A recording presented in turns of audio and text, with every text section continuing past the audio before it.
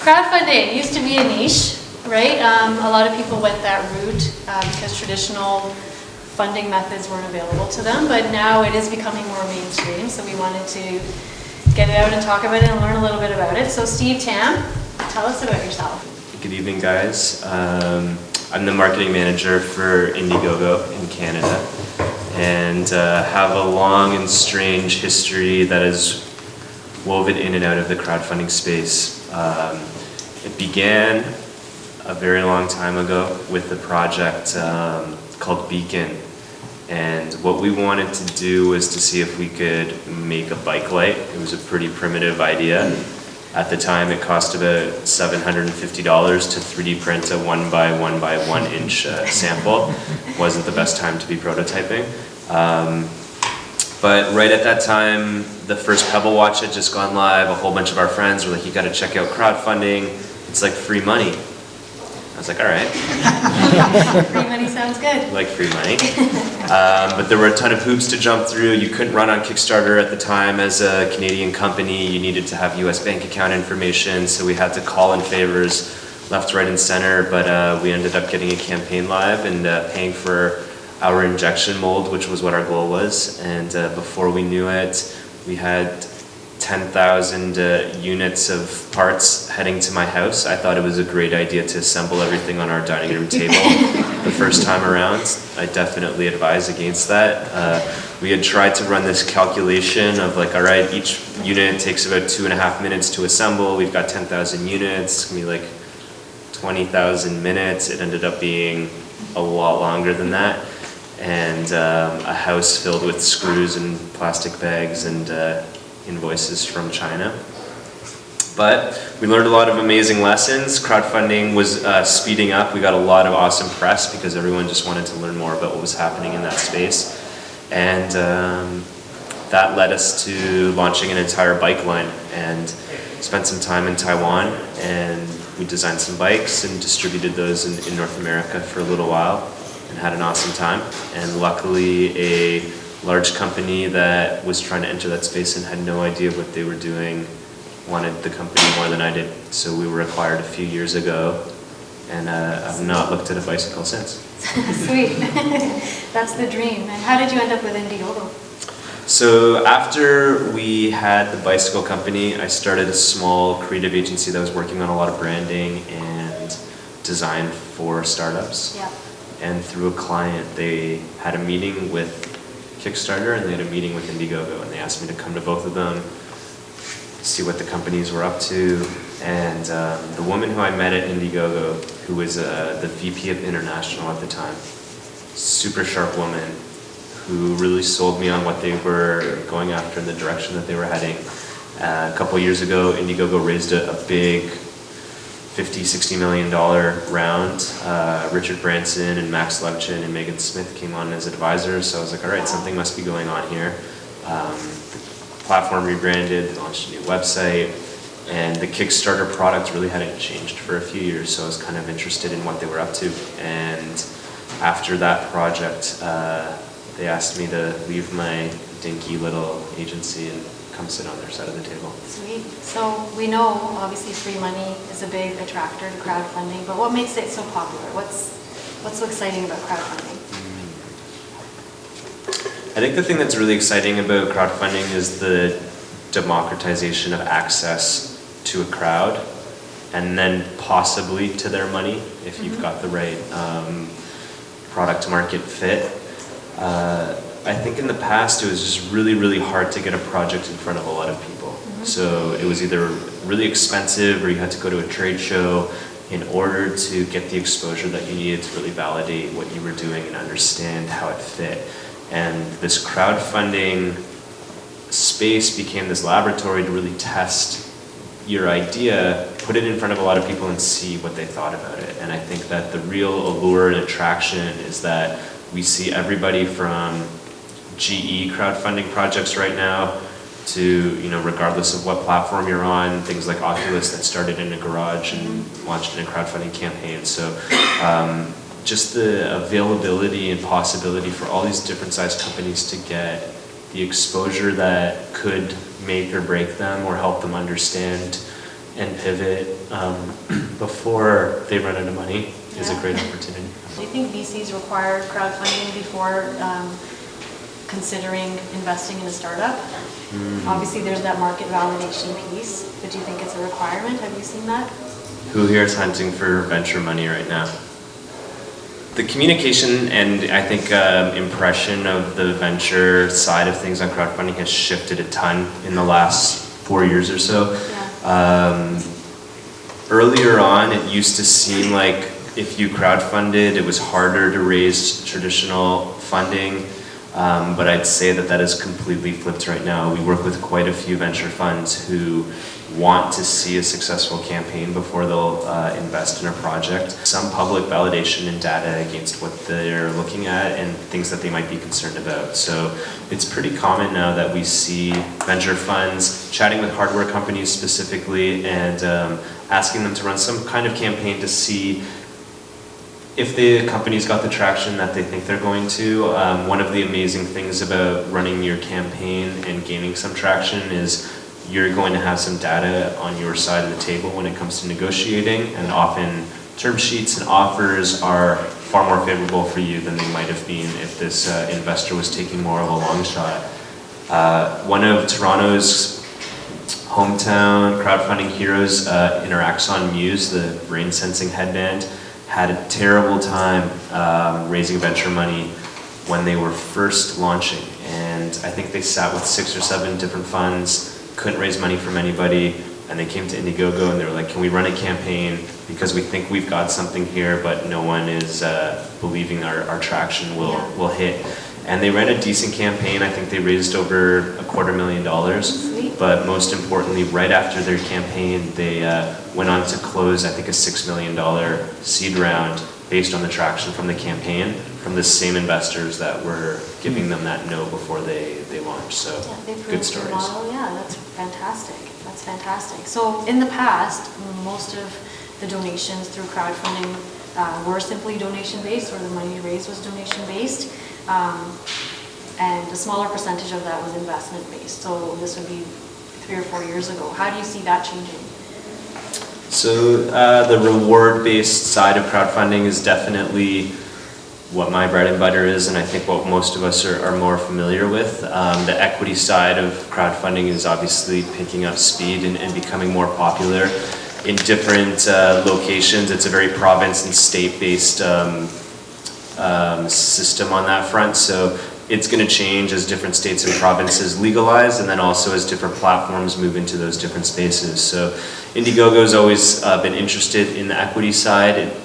We've never made a move in that direction yet, and I don't think it'll happen in the near future, but there's a lot of other platforms out there that are starting to take that conversation more seriously. If equity crowdfunding is the right fit for your company, I think is still a huge looming and unclear question.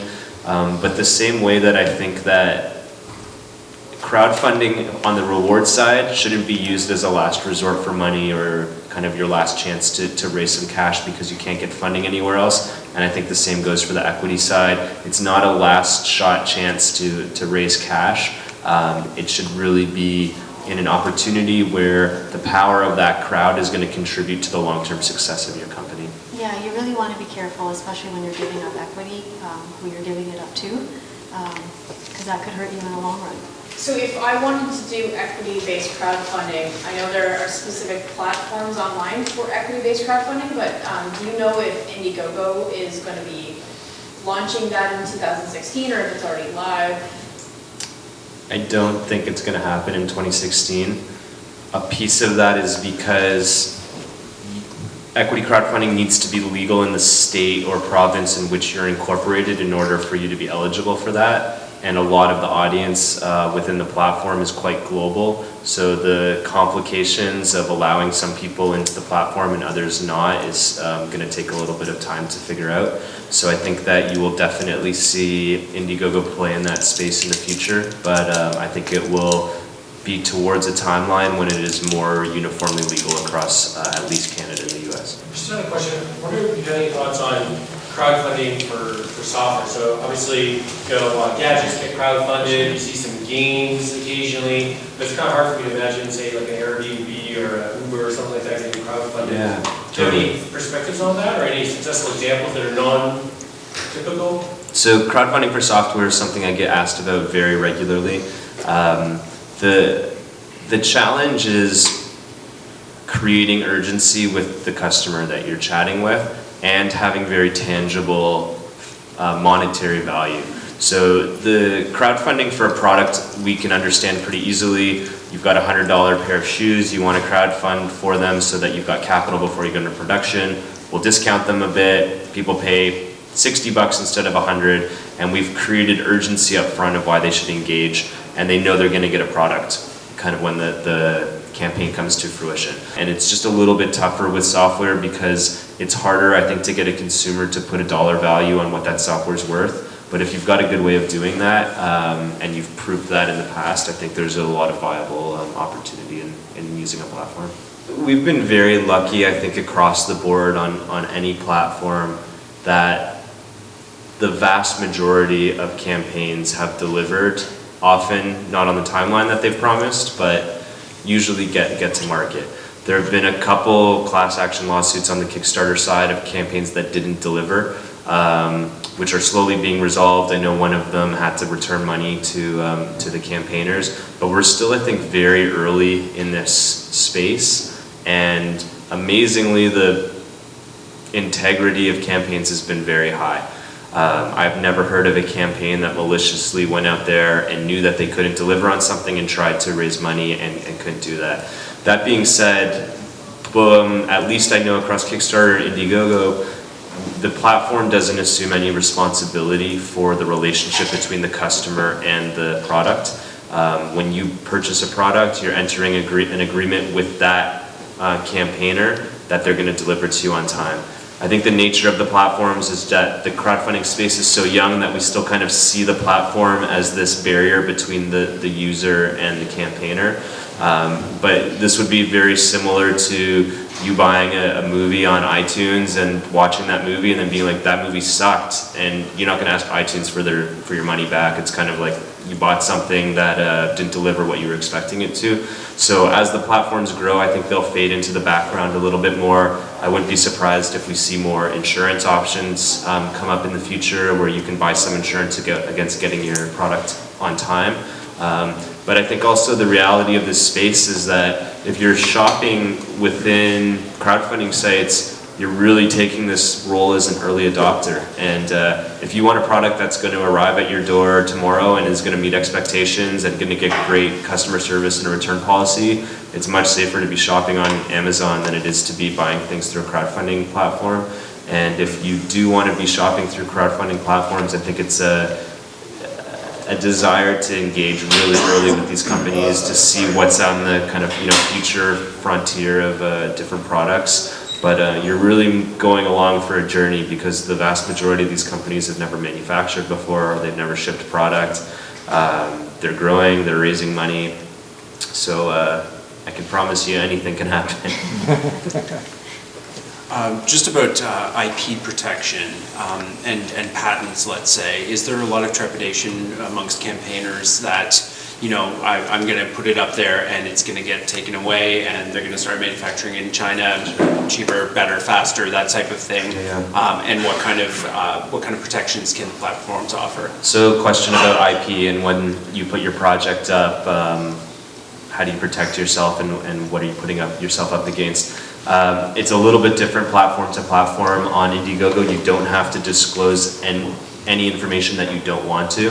On Kickstarter, you do have to disclose any details around IP if it pertains to the success of your campaign. Launching a campaign without patents against IP is public disclosure. The platform takes absolutely no role in advising you for or against that. So it's definitely something that if you have any type of IP within your product, sort that out with your lawyer, figure out what you should be filing for, protecting very early on. We do get campaigns that file all their patents before they launch. We get other projects that are way smaller, and the reality of them being able to defend a patent is so small that they decide just to go to market and hope that their brand and product market fit is what's going to help them find some momentum. So I think it really depends on what the end game goal for your product is and how that fits into how you want to protect your ideas. We're talking about all different types of crowdfunding. We know that in Australia and the UK, crowdfunding's been around for a little bit longer. It's very successful there. Went into the US, now it's coming to Canada. What are some primary differences that you see between Canada and the US when it comes to crowdfunding? I would say very, very few differences. Yeah. A lot of people ask, what currency should I run in? What platform should I use? I usually try to get people to err towards the audience that they think is most going to engage in their product. So if you're based in Toronto, but you think that the majority of your market is going to sit in the US, it's a lot easier to run in US dollars than Canadian dollars. And I also think it's really understanding your market as well. As Canadians, we're very used to shopping in US dollars. I think Americans are less familiar shopping in Canadian dollars. Yeah. I actually had a campaign a little while ago who ran in Canadian dollars and had a whole bunch of US backers. And we were getting messages from US backers who were like, you didn't charge me enough for the product. So I think it's really knowing who your audience is and playing towards that on the currency side. And then also depending on what platform you're on, currency becomes an issue, payment options become an issue. There's a lot of interesting challenges out there that we've kind of learned along the way as well. For example, the vast majority of Indiegogo campaigns post their video on YouTube, but there are countries in the world that can't watch YouTube videos, and figuring out what market you're targeting and making sure that your message is available for them to see and watch, and also that the payment processing in those countries is available to the people that you're going after. Perfect. So once you have this campaign set up, obviously you have your campaign goal and you reach that goal and you say, all right, I've hit success. What are some of the key elements of a campaign that you've seen that will make it successful? I think it's really important to define to yourself and your company what a successful campaign means to you. And for a lot of people, that's just a dollar value. But I think there are a whole bunch of other metrics that you should be considering when you're going out to launch. Who are you trying to reach? How much money are you trying to raise? What kind of feedback and validation are we looking for? There's a lot of kind of hard assets within the campaign, like we know you need some product shots and you need a video and you need to write some copy and come up with some perks, but there's a lot of preparation and outreach that's necessary in order to have a successful campaign as well. I am a very strong believer that email is the first currency.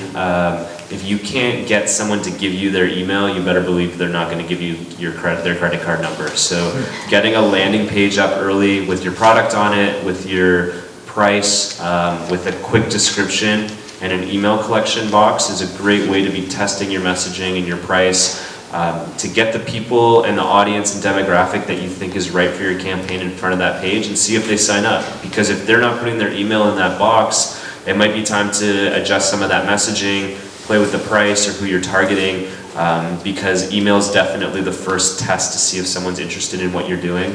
I'm usually pushing campaigns to have at least 1,000 email addresses before they go live, and a lot of the bigger campaigns that you've seen in that 6 and 7 figure range launch sometimes with 50, 75, 100,000 emails already on their email list. We usually see somewhere about 5% conversion on email outreach on the day of launch, so that can give you a pretty good idea if you know what your launch day should look like and how much money you're trying to raise. And we're going to get 5% conversion on the emails going out. You got an idea of how big you need to build that email list up front. Is there an optimal time frame for a campaign that you see, okay, after this date you might as well? So on most platforms you can run up to 60 days.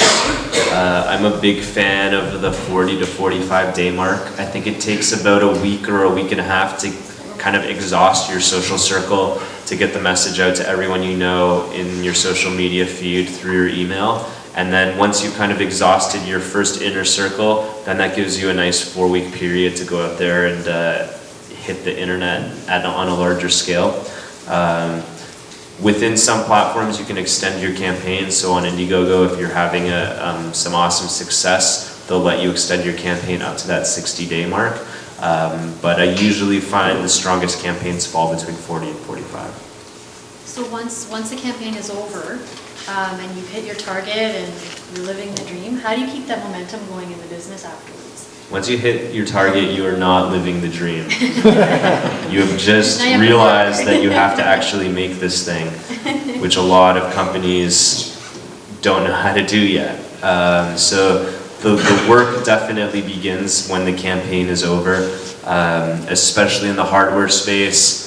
Even on $1 million campaign, you still probably don't have the capital to go into manufacturing and to actually deliver this thing. So it's taking that money, going out and trying to raise money from other places, spending time in China, finding manufacturers, figuring out your supply chain. So that's when things get really hairy. But there are a lot of amazing resources out there to help companies through that period of time. Figure out who your audience is. Who are the early adopters that understood what you were doing immediately, who didn't need an extra explanation, and were easy to convert, because that's the type of person you're going out and looking for. And I often encourage campaigns that are getting ready to launch to define 6 or 8 or 12 different customer character profiles. Figure out, what press are these people reading? Who do they follow on social media? What other brands do they align with? So that you can understand how to position your company alongside the things that we know already work for them. And then through those character profiles, picking the 1 or 2 that resonates strongest with your product and making sure you're only focusing on them after your launch and not spreading the net too wide. I have a question regarding the services you provide in terms of you generate traffic on your site that the new product, that people that are interested in a new product, yeah? But can I, as a company who have put my product out there for the crowdfunding, can I get the data that you're collecting on what is happening on my little microsite? Yeah, regardless of what platform you're on, there are great dashboards of where traffic is coming from, how much time is being spent on your page, and how that's fluctuating over time, what perks people are interacting with. So you get pretty comprehensive data. On Indiegogo, our API is also open, so you can plug in any kind of third-party analytics tools you want to if you want to pick up some more juice on what's happening on your page. So there's quite a few options to get deeper insight there. Is that what you charge for? We don't charge for anything on the services side. So I think every platform is about a 5% flat fee now, plus payments on the total funds raised. Different platforms have different offerings in terms of what kind of access you can get to data, but no one charges additional fee for access or help, as far as I know. When I was looking on Indiegogo this past weekend, I noticed that a campaign had said, buy now on Amazon, so a call to action. I was wondering because that's new from what I've seen. Love to know if that's just in the US or in Canada. Sure. So one of the biggest challenges for every company crowdfunding is once the campaign is over and they've got product, how do we get that out into the world? It's really hard to go from being on a site where you were crowdfunding that might have 15 million unique monthly visitors, going back to your own website where you might have 11 monthly visitors, and how to keep that momentum up. So we've been working very closely with a few different companies to figure out how to get products into distribution faster. One of those partnerships is with Amazon, and one of them is with Brookstone. I'm sure we've all sat in a massage chair in the airport. So specific products in different markets are starting to work with those companies so that once they're successfully funded in manufacturing, they're going straight into distribution in Amazon and Brookstone. Any successful product on the platform will probably get an email from somebody at some point if it fits within what those companies are looking for, but it's still very early in those partnerships and we're still figuring out what works. So what are some of the most successful campaigns that you've seen, or the memorable ones that stick in your mind? My objective when I started and helped launch the platform in Canada was that we needed to find the first $1 million Canadian campaign. Luckily, those came pretty quickly and are great companies that are still chugging away here in Toronto. So the first one was a company called Mass Fidelity. They've got a great little Bluetooth speaker called the Core. And those guys have their office just at Adelaide and John. They've just delivered their first, I think, 1,000 or 2,000 units. And they raised about $1.2 or $3 million on Indiegogo. and they raised a pretty sizable seed round right after that. And then right on the tail of those guys, the Plexi Drone team in the Ryerson DMZ had a great campaign. They raised over $2 million. They're manufacturing right now and are getting ready to go to market. So those were two big ones that I think really put the platform on the map in Canada, and also shook the space up in terms of companies that were, or products and verticals that were usually dominated by San Francisco-based companies, and Toronto showed up. So what was in their campaign that the other guys don't have? What made their campaign stand out so much? I mean, obviously, they have good products, right? But what were they doing differently? Sure. So the campaign is a ton of work, and anyone who's looking at crowdfunding as a way to kind of get some quick money or an alternative to other funding, there are way faster and easier ways to get funding than crowdfunding. A big campaign like what these guys were running, trying to hit that $1 million plus mark, is going to take a lot of time. We were probably ramping up with these guys for about 4 months prior to their campaign. Over the course of their campaign, they were live for 60 days. They had about 6 people working full-time on the campaign, answering questions on social media, sending press releases out. So it was really a full-court press. And a lot of these big campaigns also are coming at their campaign with the budget to really hit these big numbers. I usually see campaigns spend somewhere between 10 and 20% of the funds that they're trying to raise on their campaign up front. So it's very common for a campaign trying to raise $100,000 to be spending about 20K on their video and on PR and on photo shoots and digital ad spend. And I've definitely seen campaigns that have cracked $1 million spend $250,000 on that stuff as well. So that's not to say you have to spend a lot of money in order to have a big campaign, but there's 100% a correlation between time and money in and output. So where do you think crowdfunding's headed? There's been a Where's lot of changes, crowdfunding right? headed? A lot of changes over the last few years. I think equity is going to change things a lot, and we're going to see far more companies using equity-based rounds to try to raise money. But on the reward side, things are changing a lot too. Products like In-Demand that allow you to continue raising money after your campaign have really opened up a marketplace for products before they're manufactured.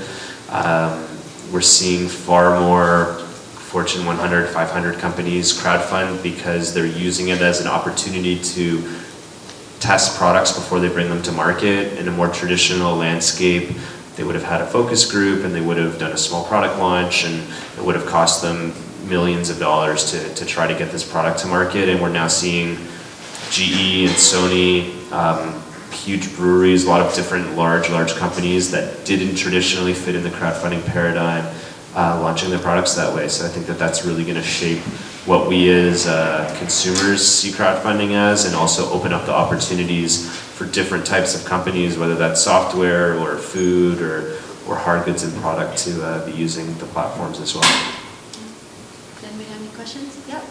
Yeah, what can you comment on the pre-approval process or lack thereof for projects like Scarp, Razor, and some other stuff like the Plexi Drone that won't necessarily be profitable for these companies and may not actually make it to distribution and to delivery? Comment on what part of that? Well, the lack of a process. So Kickstarter, for instance, it doesn't allow renders or images that are computer generated for the safety of their users, right? Of Sure. their customer base. So are there any plans in place for Indiegogo or anything such? So one of the challenges there, I think, is that there's the spectrum of what it means to be likely to deliver is huge. Obviously, if you only have a rendering of something promising you that you're going to be able to deliver a final product is skeptical. That being said, I've seen the most elaborate working prototypes with machined parts and CNC pieces that have flown in from all over the world work in beautiful fashion and not be able to manufacture. So I think that the likelihood of a product coming to market obviously has a little bit to do with what stage the company is at, but I've seen companies of all shapes and sizes either exceed expectation or fail miserably where we thought that they'd succeed. The goal with Indiegogo's founders was to have a completely open platform. was to not have 8 guys sitting around a table in Brooklyn deciding what products go through and which don't. And a lot of amazing products wouldn't have made it to market if there was a tighter screening process. For example, the Interaxon Muse headband didn't get through the screening process on Kickstarter, made it through on Indiegogo, and is now sold in Best Buy. So there are examples on either side. I think like as both platforms mature 100%, there need to be ways that companies communicate with their backers in a stronger way to help them understand where they're at and what the risk profile is of supporting that project. I don't think we'll see more companies not able to get onto the platform. I do think we'll see larger kind of like, you know, trust passports or profiles so that you as a customer can understand what stage that company's at and then decide whether that's something you want to put your money towards or not. And I think that's really important because, you know, the first time a crowdfunding campaign doesn't deliver their product to you, the likelihood of you coming back and shopping again is pretty low. So as the platform kind of doesn't sit between the customer and the backer, it's still really important that they make it, people feel like it's a safe place for them to spend their money. We offer as much guidance and feedback as possible. Indiegogo is developing amazing tools in terms of handbooks and field guides to like help you walk through the process of your campaign and make sure your best practices are in place. Campaigns that need external help though are usually hiring third-party agencies to either help with design or video production or writing or actual campaign management. That stuff will never fall on the platform's plate. Yeah. But when a campaign is doing well, we want to do everything possible to make sure they're getting the feedback and assistance that might help them reach more people. But it's a long, scary road. You gotta be ready for it. All right, Steve, thanks for coming out. I appreciate it. No sweat. Thanks, guys. Thanks.